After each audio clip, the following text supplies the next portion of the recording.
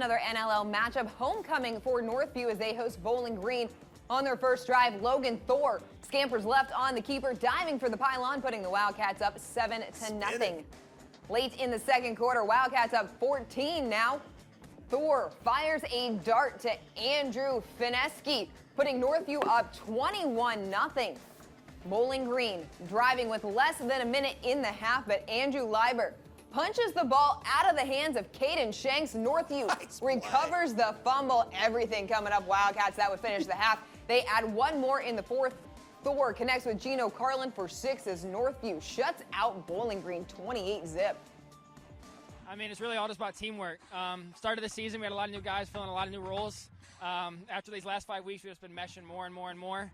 We're really focusing on nailing down what we've got under our playbook. Like we're trying to keep it simple. We're trying to keep it powerful. We're using what we got, and we're just making things work. We're on a roll right now. We're 5-0. We're playing strong. We're getting better and better every single week. We're getting closer and closer as a team, as a brotherhood. We got no plan of stopping this winning streak right now. We're hoping for 7-0.